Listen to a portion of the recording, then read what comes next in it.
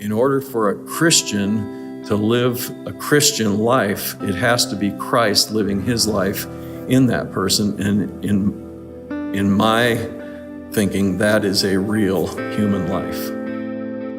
I'm Mike Wolfe. I am the husband of Connie and father of Caitlin, Maren, and Brian. We've lived here in Plattsmouth since 1990. I started Plattsmouth Bible Church in 1998, although we started praying in 1996. In 1981, I was basically 5 years old, maybe 6 years old in the Lord.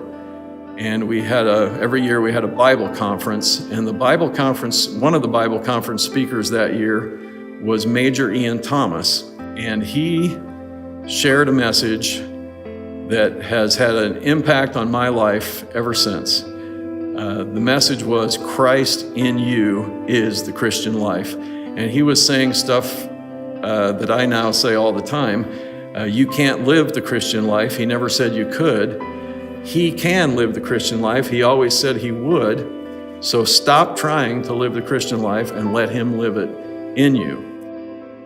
As I have gone through the years as a pastor, shepherding people and interacting with people, and especially hearing people's frustration at why don't I see in my life what the Bible explains that a Christian life ought to be.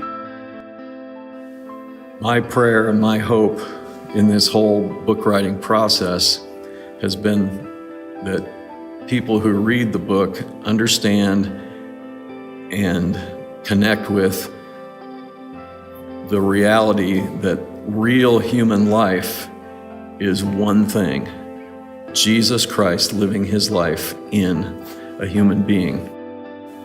I feel like it would work really well. There's a 11-session study guide included at the end of the book. The frustration that many Christians have with their Christian lives, not showing Bible stuff, Bible-sized response and action in their lives. I think many people struggle with that. And to work through it with others and realize, oh, we all feel that way. And what do you think about this scripture or the way this scripture was explained? I think it'd be very helpful. I came up with lots of ideas for a cover, anywhere from photographs to artwork. And my son Brian is a great black and white artist. He works almost exclusively in black and white ink and very detailed.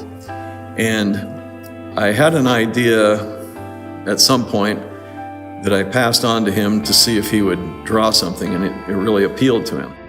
Ezekiel 36:26, I will remove your heart of stone and give you a heart of flesh.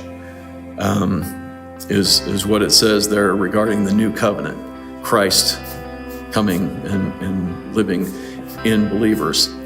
And so I asked Brian if he would draw a picture of a heart of stone exploding into a living heart. And he came back in black and white with the perfect drawing. And so then I passed it on to the publisher and asked if their art people could colorize it. And they worked on it for a few weeks and sent it back, and I showed it to Brian, and he says, that is exactly what I was thinking. If you are a person who is frustrated, disappointed, struggling with your Christian life, I think this book has something for you. The answer is, simply put, it's Christ in you, the hope of glory. That means a lot. And I hope that if you pick up the book and read it, that you'll find the depth through the scripture. This is not just my thinking. If it's my thinking, throw it away. But if it's God's thinking, and it is, apply it to your life, and your frustration will be either greatly reduced or disappear. It has for me. And I love what God is doing